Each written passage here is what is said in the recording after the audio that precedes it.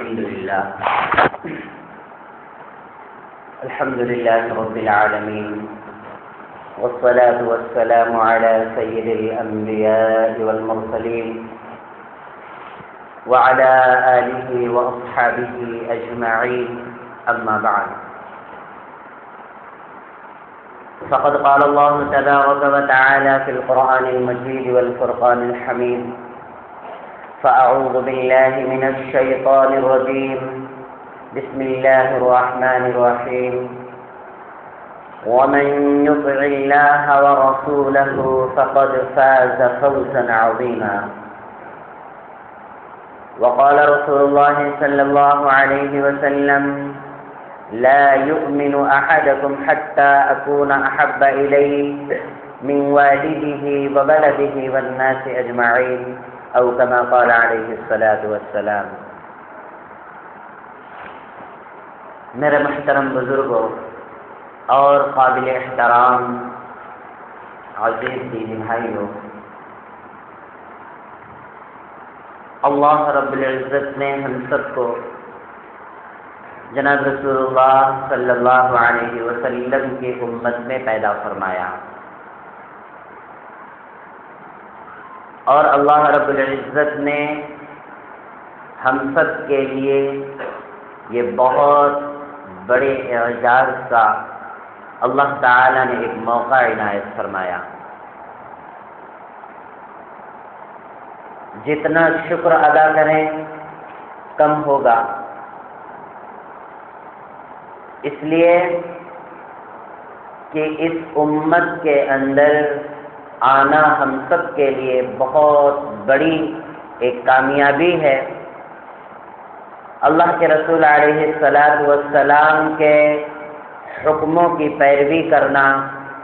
اور آپ صلی اللہ علیہ وسلم کے سنتوں پر عمل کرنے کا ایک بہترین ذریعہ ہے.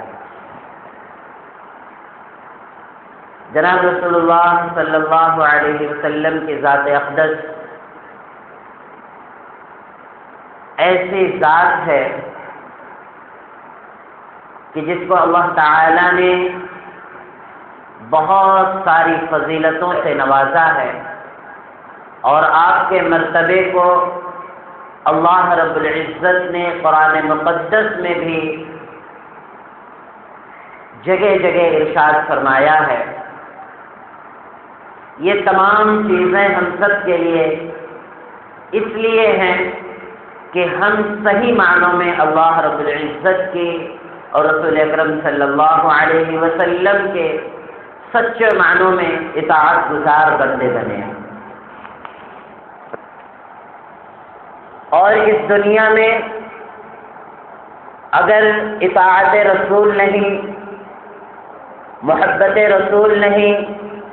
عشق رسول نہیں، اور دنیا کی تمام چیزیں اگر اس کے اندر موجود ہوں تو یاد رکھو وہ مومن ہرگز نہیں ہو سکتا. اس لیے کہ اللہ کے رسول علیہ السلام نے خود ارشاد فرمایا کہ جو انسان مجھ سے اس طرح محبت کرے کہ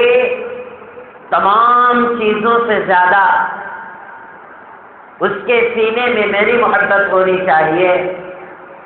چاہے وہ ماں باپ ہو، آل و اولاد ہو، کوئی بھی ہو، ہر ایک کی محبت سے زیادہ رسول اکرم صلی اللہ علیہ وسلم کی محبت انسان کے سینے میں ہونا چاہیے. اگر وہ ان چیزوں سے خالی ہے تو پھر وہ مومن نہیں ہو سکتا. تو ان باتوں سے یہ معلوم ہوتا ہے کہ آج اگر ہم اپنے آپ کا جائزہ لیں، اگر دیکھیں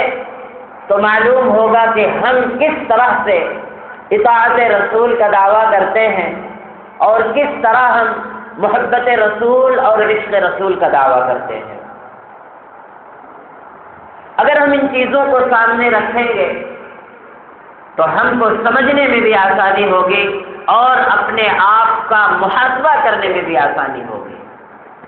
لیکن اگر یوں ہی غفلت طاری رہی اور ہم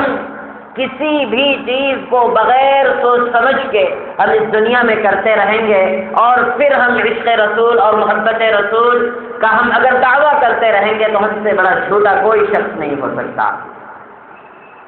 اس لیے جناب رسول اللہ صلی اللہ علیہ وسلم کے فرمان کے مطابق اللہ کے رسول علیہ الصلوۃ والسلام نے ارشاد فرمایا لا یؤمن احدکم حتی یکون ہواہ تبعا لما جئت بہ، کہ انسان سچے معنوں میں مومن جب تک نہیں ہو سکتا جب تک کہ اپنی تمام خواہشات کو اللہ کے رسول علیہ الصلوۃ والسلام کی چاہت کے مطابق نہ کر دے۔ ہماری خواہشات کیا ہیں؟ ہماری چاہتیں کیا ہیں؟ چونکہ انسان ایک بہت بڑی سوچ اپنے اندر رکھتا ہے۔ اب اگر اس سوچ کے مطابق یہ دیکھتا ہے کہ میں جس راہ پر چل رہا ہوں وہ راہ رسول اکرم صلی اللہ علیہ وسلم تک پہنچتی ہے یا راستے ہی میں دم توڑتی ہے، یا آپ صلی اللہ علیہ وسلم کی ذات اقدس کی خلاف ورزی کرتی ہے، آپ کے فرمان اور آپ کی سنتوں کی خلاف ورزی کرتی ہے۔ یہ چیزیں سیکھنی پڑیں گی، جاننی پڑیں گی، علماء کرام سے رابطہ رکھنا پڑے گا، اور اپنی تمام ضروریات ہم جو اپنا سر انجام دیتے ہیں ان ضروریات کے بارے میں اگر ہم دینی معاملے میں، شرعی معاملے میں ہم ناواقف ہوں تو علماء کرام سے رابطہ کریں اور قرآن اور حدیث کی روشنی میں اس چیز کو معلوم کریں، تو وہ چیز ہمارے لیے بھی آسان ہوگی کہ ہم کس طرح عمل کریں۔ اور اگر اپنے اندر ہی سے ایک من بنا اور ایک چاہت بنی کہ بھائی یہ چیز دین سے ہو یا نہ ہو، شریعت میں ہو یا نہ ہو، لیکن مجھے اچھی لگتی ہے، میری طبیعت کو اچھی لگتی ہے، ہم اس کو کریں گے، اور پھر اس کے بعد اس کو کرتا ہے اور پھر وہ محبت رسول اور اطاعت رسول کا دعویٰ کرتا ہے، تو اس سے بڑا ڈھونگی انسان کوئی نہیں ہو سکتا، کیونکہ وہ کوئی چیز اس کے قابل قبول نہیں ہوگی، اس لیے کہ جب وہ مومن ہی نہیں رہے گا تو اعمال اس کو اللہ کے کیسے پہنچ سکتے ہیں۔ اس لیے میرے دوستو، آج کے دور میں سب سے بڑی جو انسان کی ذمہ داری ہے وہ یہ ہے کہ ہمارا اٹھنے والا قدم کوئی ایسا نہ ہو جو شریعت کے خلاف ہو،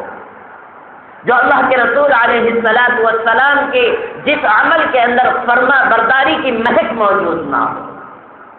ایسا کوئی قدم نہیں اٹھنا چاہیے۔ ہاں، اگر بشری تقاضے کے تحت اگر کچھ گناہ کے کام ہو جاتے ہیں تو اللہ تعالیٰ کا مغفرت کے جو دروازے ہیں وہ ہر ٹائم کھلے ہوئے ہیں۔ انسان اللہ کے حضور میں حاضر ہو، آئے سجدہ کرے، نمازیں ادا کرے، اللہ کے سامنے اپنے گناہوں کو رکھ کر کے اللہ سے روئے اور گڑ گڑائے، کتنے بھی بڑے گناہ ہوں اللہ رب العزت سیکنڈوں میں اس کو معاف فرما دے گا۔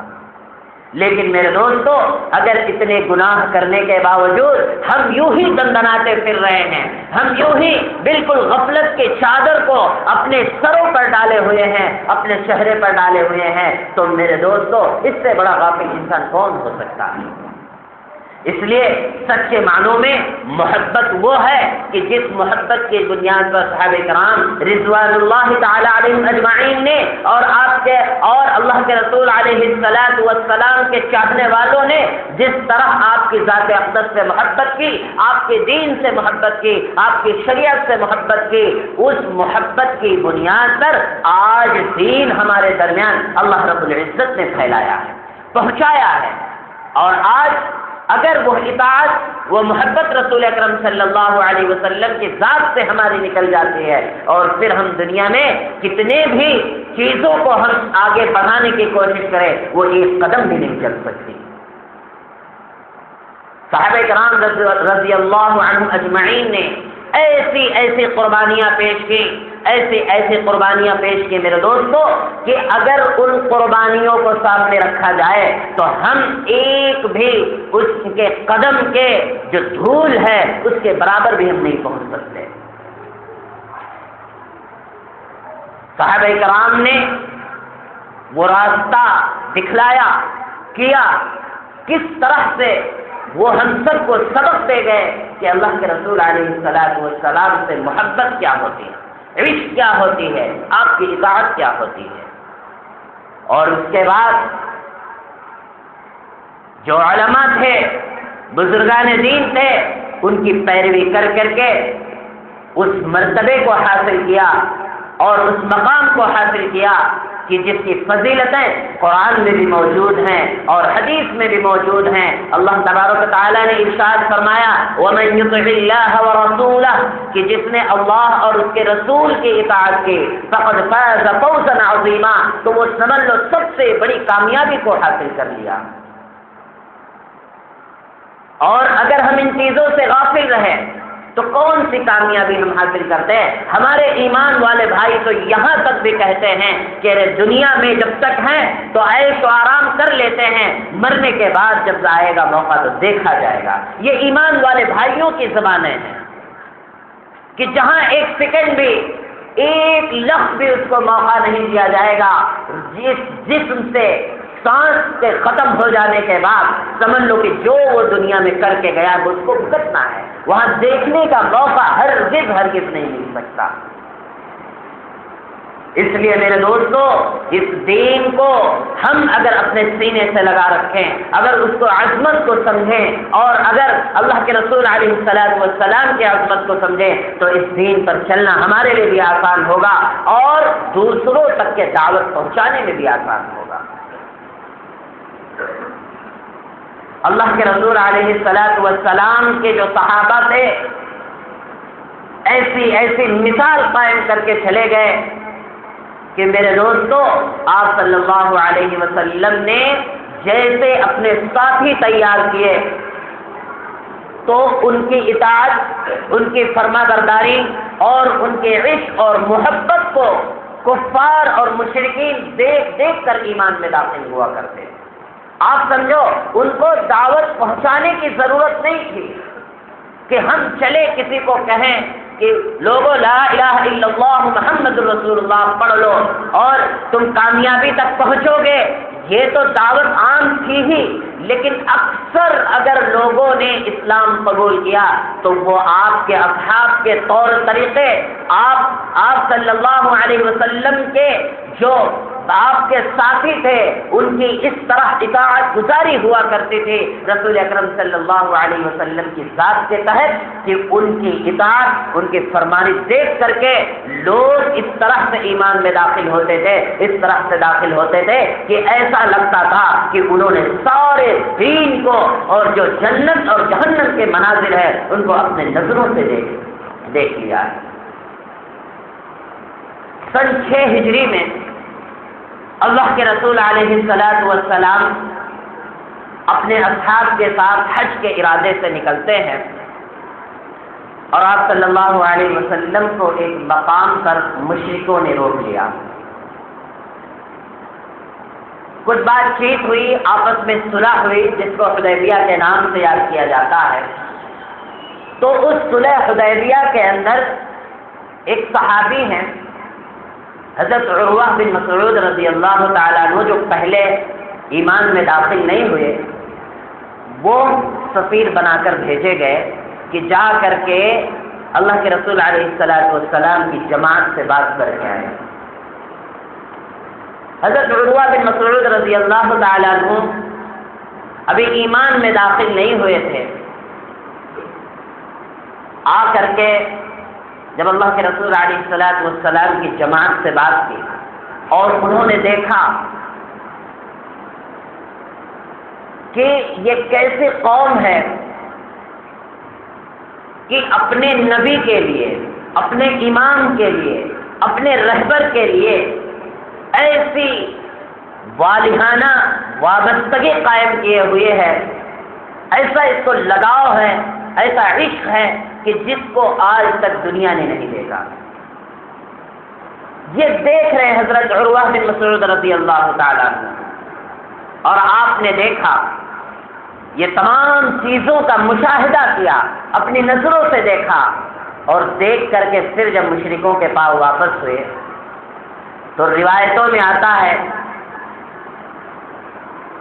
کہ ایسی چاہت، ایسی اطاعت تھی کہ وہ جس کام کے لیے ان کو بھیجا گیا تھا کہ اگر وہ ہم سب کی بات نہ مانے تو ان سب کو قیدی بنا لیا جائے اور ان سب پر جیسا بھی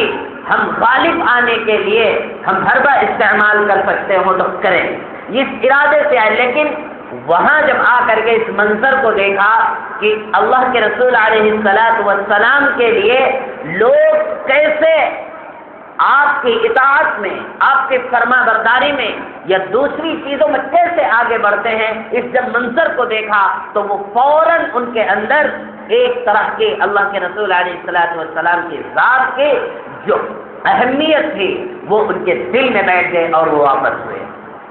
اور واپس ہو کر کے آپ اپنے قوم میں پہنچتے ہیں اور پہنچ کر کے یہ کہتے ہیں کہ لوگوں، میں نے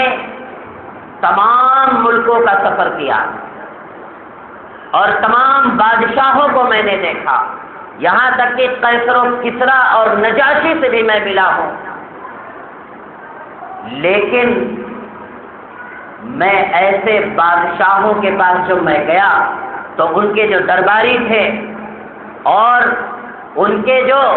حکومت میں کام کرنے والے تھے، میں نے ایسی اطاعت ان بادشاہوں کے لیے نہیں دیکھی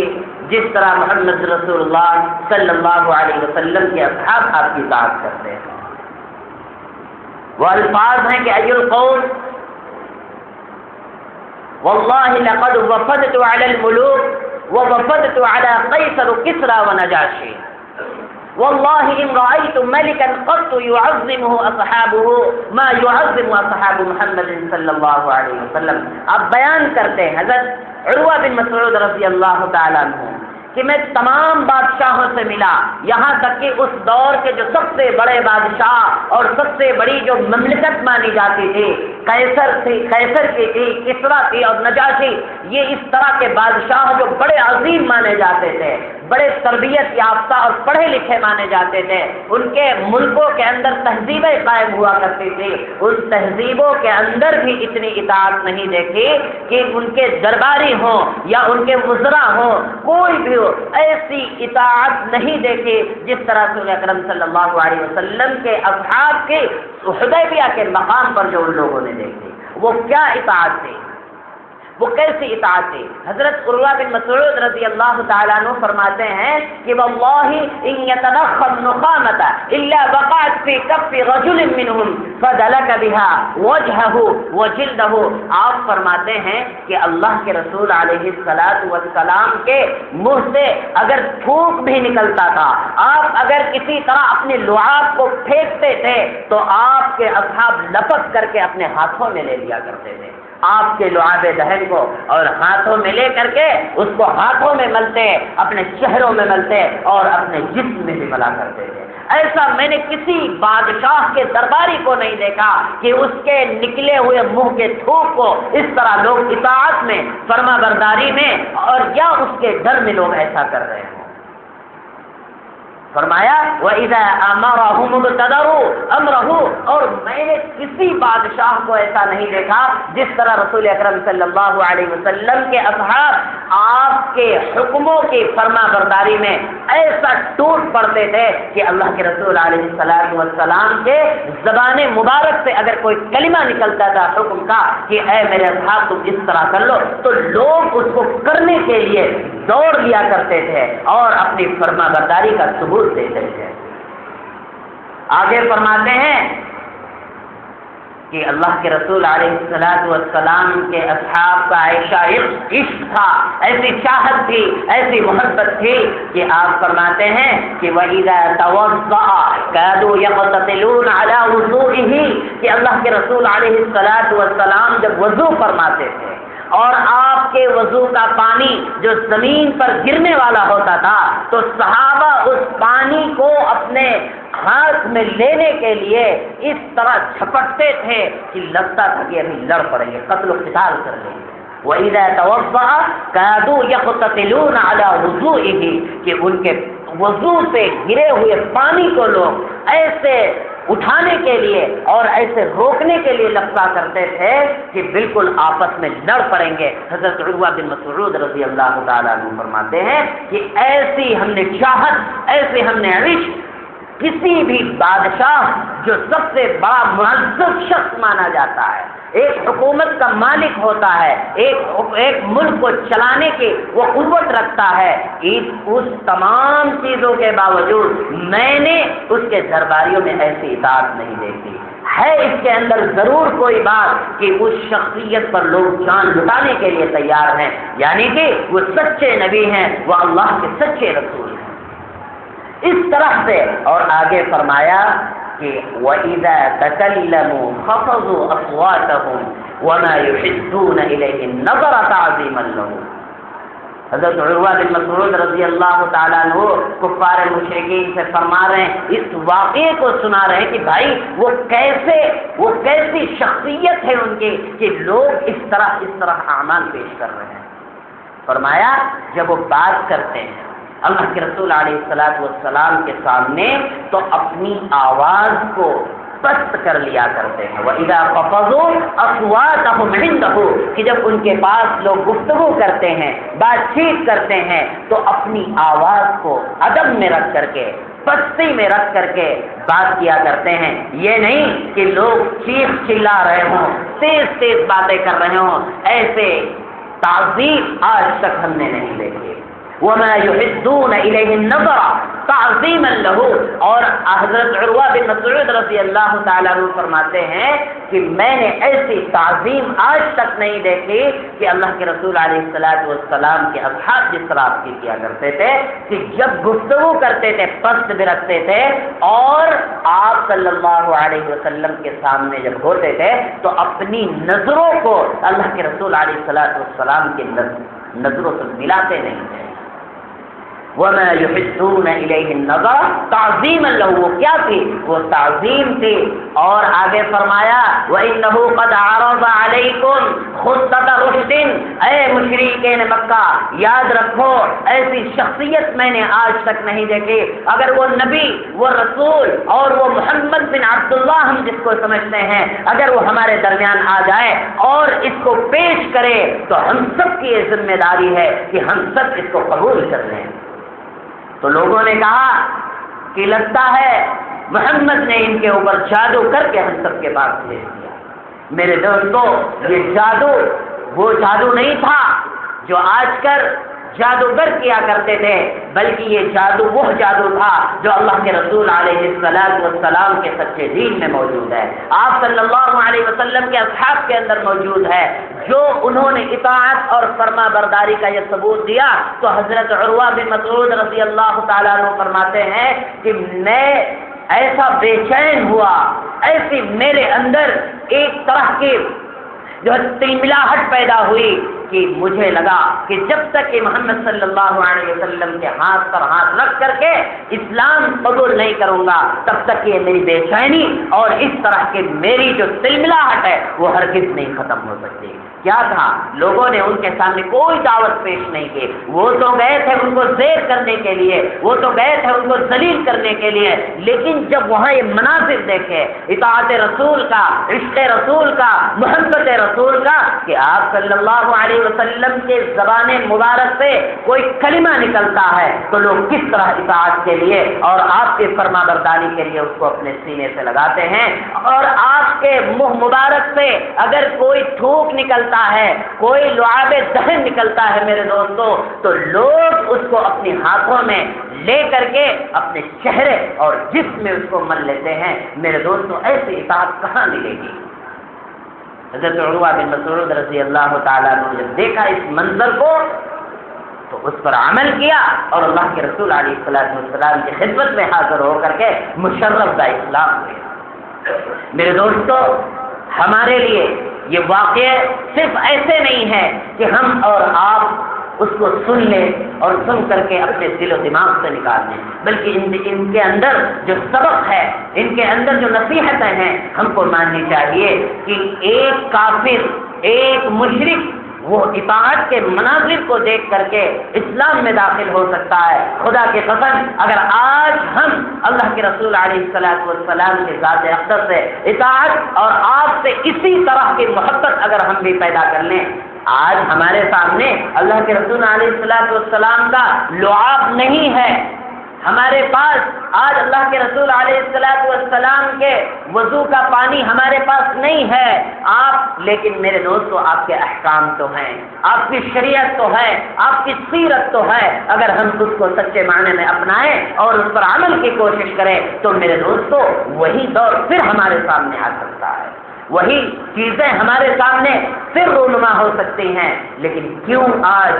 ہمارے اوپر ذلت طاری ہے، ہمارے لیے گمراہی کے راستے بنائے جا رہے ہیں اور ہم اس پہ بہکتے چلے جا رہے ہیں؟ کیوں؟ اس لیے کہ ہم نے اطاعت کو چھوڑ دیا اور محبت رسول کا ہم نے صرف ڈھونگ بنا کر کے رکھا ہے، دکھاوا بنا کے رکھا ہے۔ عشق رسول کو صرف ہم نے دنوں میں بانٹ دیا ہے کہ جب فلاں سال کا فلاں مہینہ، فلاں دن، فلاں تاریخ آئے گی تبھی عشق رسول ابھرے گا میرے سینے سے۔ تو میرے دوستو یہ صرف عذاب الہی کے سوا اور کچھ نہیں ہو سکتا، اس لیے کہ جس چیز کا ثبوت ہماری شریعت میں نہیں، اللہ کے رسول علیہ الصلوۃ والسلام کے اصحاب کی زندگیوں میں نہیں، ہم اس کو اگر کر رہے ہیں تو میرے دوستو ہمارے لیے اس سے بڑی بدنصیبی کیا ہوگی کہ سوائے ہم نے دین میں نئی بات پیدا کرنے کے اور کیا کیا۔ اگر یہ دین اللہ کے رسول علیہ الصلوۃ والسلام کے بعد آپ کے اصحاب نے اگر اسی طرح فضولیات میں اگر گزارا ہوتا میرے دوستو تو آج اتنا صاف اور شفاف دین ہم تک کیسے پہنچ سکتا؟ اصحاب کے بعد، آپ کے اصحاب کے بعد اگر تابعین، تبع تابعین، علماء کرام نے اگر اس کو دھومل کر کے ہمارے سامنے پیش کیا ہوتا تو آج اتنا صاف دین ہمارے پاس کیسے آ سکتا تھا؟ لیکن میرے دوستو کچھ پیٹ کے پجاریوں نے اور کچھ حرام خوری کرنے والے لوگوں نے اس دین کے اندر اس ہلکے پن کو پیدا کر کے بھولی بھالی امت کو گمراہ کر کے اس دین اور شریعت کے تمام اصول کو بدل کر کے اس بھولی امت پر پیش کر دیا گیا، اور جس سے آج فضولیات میں بھی داخل ہے، فضول خرچی کرنے میں لوگ آ جاتے ہیں تو اس میں بھی دریغ نہیں کرتے ہیں، اگر کہیں ضرورت پر خرچ کرنے پر آ جاتے ہیں تو پیٹ میں درد اور مروڑ پیدا ہونے لگتا ہے کہ بھئی دین کے اوپر خرچ کریں گے تو ہمارے پاس بینک بیلنس کم ہو جائے گا، لیکن اگر فضولیات، خرافات اور تمام اس طرح رسم و رواج پر خرچ کرنے آئے تو لوگ لاکھوں کے لاکھ خرچ کرتے ہیں اور اس میں کوئی ذرہ برابر کو ہچکچاہٹ نہ محسوس ہوتی۔ یہ دین بڑی ذمہ داریوں کے ساتھ ہم تک پہنچایا گیا ہے، چاہے وہ زبان کے ذریعے سے ہو، چاہے وہ قلم اور کتاب کے ذریعے سے ہو، بڑی ذمہ داریوں سے، یا چاہے علماء کرام کے اپنے ذاتی اس پر عمل کر کے دکھانے کی باری ہو۔ میرے دوستو جب تک کہ ہم صحیح معنوں میں سنت اور شریعت پر عمل کر کے نہیں دکھائیں گے ہمارا دین ایک قدم بھی آگے نہیں بڑھ سکتا۔ اس لیے میرے دوستو سوچے حضرت مولانا شاہ ابرار الحق صاحب ہردوئی رحمۃ اللہ علیہ، جن کو محدث سنہ کے نام سے یاد کیا جاتا ہے، آپ سوچو کہ صحابہ کرام کی تو بہت اونچی شخصیت تھی، ان لوگوں نے جو اللہ کے رسول علیہ الصلوۃ والسلام کے آپ کے چہرے انور کو بنفس نفیس زیارت کیا تھا، لیکن کچھ علماء کرام نے جنہوں نے اس شریعت کے اندر عمل کر کے دکھلایا اور امت کے سامنے صحیح معنوں میں اس شریعت کو پیش کیا، وہ کوئی صحابہ نہیں تھے، وہ کوئی اللہ کے رسول علیہ الصلوۃ والسلام کے دور کے نہیں تھے، لیکن ابھی حال کے علماء کرام نے آپ کے بارے میں لکھا ہے کہ ایک مرتبہ آپ ضعیف العمر تھے، وہ کبھی سنت کے خلاف کوئی عمل نہیں کیا کرتے تھے۔ حضرت مولانا ابرار الحق جن کا نورانی قاعدہ ہے جو ہمارے مدارس میں، مکاتب میں جو پڑھایا جاتا ہے، ان کے بارے میں ہے کہ آپ ایک مرتبہ ضعیف تھے، تشریف لائے تو ان کے خادم نے سب سے پہلے جوتے کو آپ کے دائیں پیر سے اتار دیا۔ حضرت غصہ ہو گئے اور کہا کہ تم میرے پاس رہتے ہو، تمہیں سنت پر عمل کرنے کا طریقہ معلوم نہیں، میں جو عمل اب تک کے کرتا آ رہا ہوں کیا تم نے اس پہ کبھی غور نہیں کیا؟ اللہ کے رسول علیہ السلام کی کیا حدیث تم نے نہیں پڑھی کہ جب بھی تم جوتے کو پہنو تو سب سے پہلے سیدھے پیر میں پہنو اور جب اتارو تو بائیں پیر سے اتارو، اور تم نے آج سنت کے خلاف میرے جوتے کو سب سے پہلے اگر اتارے تو دائیں پیر سے اتار دے، سیدھے پیر پہناؤ اسے، پھر دوبارہ پہنایا گیا اور آپ نے حدیث پڑھ کے سنائے کہ اذا تعالى احدكم فليبدا باليمنى واذا نزع احدكم فليبدا بالشمال، کہ جب بھی کوئی انسان جوتا یا چپل پہنے تو سب سے پہلے دائیں پیر سے پہنے، یہ سنت ہے، اور جب اتارے تو بائیں پیر سے اتارے۔ حضرت نے اس جوتے کو دوبارہ پہنوایا اور کہا کہ سب سے پہلے اگر اتارنا ہے تو بائیں پیر سے اتارو۔ میرے دوستو، آج ہماری سنت تو یہ تو چھوٹی چھوٹی چیزیں ہیں، لیکن بڑی بڑی چیزوں میں بھی باقی نہیں، بڑی بڑی چیزوں میں بھی باقی نہیں کہ سنت کیا ہے، شریعت کیا ہے۔ میرے دوستو، سنت تو ایک بہت دور کی چیز ہے، شریعت بھی صحیح معنوں میں ہمارے اندر نہیں ہے۔ ہمارے علماء دیوبند نے ایسے سنت پر عمل کر کے دکھلایا اور ایسے دین کو صحیح رخ پہ لا کر کے ڈال دیا میرے دوستو، کہ اگر آج ان کی بھی زندگیوں پہ دیکھا جائے، ان کے ملفوظات کو اگر پڑھا جائے، سنا جائے تو یہ یقین ہو جائے گا کہ اللہ کے رسول علیہ السلام کے پیدا کردہ وہ کیسی جماعت تھی کہ جنہوں نے یعنی اصحاب نے، آپ کے اصحاب نے عمل کر کے دکھلایا اور اپنے آنے والے لوگوں کے لیے اس عمل کو چھوڑ دیا کہ لوگوں اگر اسی طریقے اور اسی طرز پہ اگر تم بھی عمل کرتے رہو گے تو اللہ کے رسول علیہ السلام کے سنت پر عمل کرنے والے ہوگے، اور اگر نہیں ہوگے، نہیں کرو گے تو تم خلاف شریعت اپنی زندگی کو گزارو گے۔ حضرت مولانا قاسم نانوتوی رحمۃ اللہ علیہ کے بارے میں لکھا ہے کہ انگریزوں کے دور کے اندر جب آپ کے لیے گرفتاری کا وارنٹ جاری کر دیا انگریزوں نے، تو آپ کو پولیس گرفتار کرنے کے لیے دارالعلوم میں داخل ہوئی، اور جب پولیس آتی ہے تو سب سے پہلے حجت الاسلام حضرت مولانا قاسم صاحب نور اللہ مرقدہ سامنے مل جاتے ہیں جن کو گرفتار کرنے کے لیے آتی ہے۔ چونکہ پہچانتی نہیں تھی، پولیس نے پوچھا کہ قاسم نانوتوی کون ہے، تو چونکہ حضرت بہت بڑے منطق اور فلسفہ کے امام تھے اور اللہ نے ہر طریقے کے علم سے ان کو نواز رکھا تھا، آپ 2 قدم پیچھے ہٹتے ہیں اور فرماتے ہیں اشارہ کر کے کہ ابھی تو یہی قاسم کھڑے تھے۔ کیا مطلب کہ ہے قاسم بذات خود، انہی کو پولیس پکڑنے کے لیے آئی، جس جگہ پر کھڑے تھے اس سے تھوڑا ہٹ کے پولیس نے کہا کہ ابھی اسی جگہ پر کھڑے تھے۔ پولیس نے سمجھا کہ شاید ابھی یہی ہوں گے، اب کہیں چلے ہوں گے، تو ان کا چھوڑ کر کے وہ حضرت قاسم نانوتوی رحمۃ اللہ علیہ کو ڈھونڈنے کے لیے نکل گئی، اور آپ کچھ دن کے لیے روپوش ہو گئے۔ وہاں سے گئے اور آپ روپوشی اختیار کر لی، کیونکہ پھانسی کا وارنٹ جاری ہوا تھا انگریزوں کی طرف سے کہ جو ان کو پکڑ کر کے لائے اور ان کو پھانسی کے تختے پر لٹکا دیا جائے گا۔ پولیس جاتی ہے، تلاش کر کے واپس ہو جاتی ہے۔ لوگوں نے سمجھا کہ حضرت شاید اب باقی زندگی روپوشی کے عالم میں گزاریں گے، لیکن دیکھتے ہیں کہ 3 راتیں گزارنے کے بعد آپ پھر مسجد میں تشریف لائے۔ لوگوں نے کہا کہ حضرت آپ کے لیے تو پھانسی کا وارنٹ ہے، پولیس گرفتار کر رہی ہے، آپ کو تلاش کر رہی ہے، اگر آپ نظر آ جائیں گے تو آپ کو پھانسی کے تختے پر پہنچا دیا جائے گا۔ تو فرمایا وہ تو بہت دور کی بات ہے، لیکن میری بات یہ سنو کہ جب میں 3 دن کی روپوشی اختیار کیا، اللہ کے رسول علیہ السلام کی زندگی پر میں نے نظر ڈالی اور پوری زندگی کو میں نے جب سنبھالی تو آپ صلی اللہ علیہ وسلم کی پاکیزہ زندگی کی جب ہم نے مطالعہ کی تو میں نے کہیں ان کے پوری زندگی میں 3 راتوں سے زیادہ روپوشی نہیں دی تھی، اور وہ کون سے 3 دن کی تھے؟ وہ غار ثور میں تھی، جب آپ صلی اللہ علیہ وسلم ہجرت کے لیے آپ نے ارادہ کیا اور نکل گئے، اور غار ثور کے اندر حضرت ابو بکر صدیق رضی اللہ تعالیٰ عنہ کے ساتھ جب غار ثور میں پناہ لی تو فرمایا کہ میں 3 دن اس لیے روپوش ہو گیا تاکہ میں اس سنت پر بھی عمل کرنے والا ہو جاؤں، اور اللہ کے رسول علیہ السلام کے ذات اقدس کی جو فضیلت ہے ہے میں بھی اس کا کچھ حصہ ہم بھی نصیب کرنے والے ہو جائے، تاکہ اللہ کے رسول علیہ الصلوۃ والسلام کے سامنے کل میدان محشر میں حوض کوثر میں ملاقات کر کے یہ فرما سکو کہ اللہ کے رسول علیہ الصلوۃ والسلام میری زندگی کے اگر کوئی نیکیاں قابل قبول نہیں تو جس وقت میرے لیے جو ہے انگریزوں نے موت کے وارنٹ کو جاری کر دیا تھا تو میں نے روپوشی جو اختیار کی تھی اس میں 3 دن غار ثور کی روپوشی کی سنت کو عمل کر کے میں باہر آ گیا تھا، میں ڈرپوک کی طرح یا کسی طرح بزدل طرح میں نہیں چھپا۔ تو حضرت نانوتوی رحمۃ اللہ علیہ نے بھی رسول اکرم صلی اللہ علیہ وسلم کی وہ روپوشی کا حوالہ دیا کہ 3 دن سے زیادہ اللہ کے رسول علیہ الصلوۃ والسلام نے جب پوری زندگی میں روپوشی نہیں فرمائی تو میں کیسے کر سکتا ہوں جو میں سچا عاشق ہوں، جو اللہ کے رسول علیہ الصلوۃ والسلام کے قدموں کے جو چومنے والے ہیں،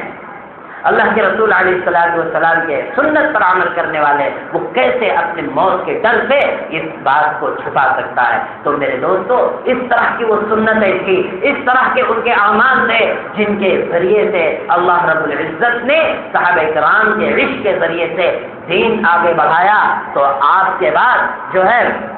تابعین کو ملا، تابعین نے جب عمل کر کے دکھلایا تو تبع تابعین کو ملا، اور تبع تابعین نے جب کیا تو علماء کرام کو نصیب ہوا، علماء کرام نے اس پر عمل کیا تو آج پوری دنیا اس بات کو اگر صحیح معنوں میں مانے تو اس کو آسانی سے سمجھ سکتی ہے، اور اگر اس کو غفلت میں لے اور صرف ایک دکھاوا کرے محبت رسول کا، رشتے رسول کا، تو میرے دوست اس سے کچھ ہونے والا نہیں ہے۔ سچے معنوں میں ہے کہ ہم اطاعت رسول، جیسے اللہ نے فرمایا وَمَن يُطِعِ اللَّهَ وَرَسُولَهُ فَقَدْ فَازَ فَوْزًا عَظِيمًا، کہ جس نے اللہ کی اطاعت کی، اس کے رسول کی اطاعت کی، وہی سب سے بڑی کامیابی کو حاصل کر سکتا ہے۔ اور اگر ہمارے درمیان اطاعت نہیں تو میرے دوستو ہم کتنا بھی عمل کر لیں، کچھ بھی کر لے جائیں، سب کا سب رائے گا ہے۔ اس لیے اللہ نے آج موقع دیا ہے، زندگی بھی ہے، ہم اس پہ صحیح معنوں میں عمل کر کے دکھلائیں، اور کیا شریعت ہے، کیا دین ہے، اس کو صحیح سمجھنے کی کوشش کریں۔ اللہ سے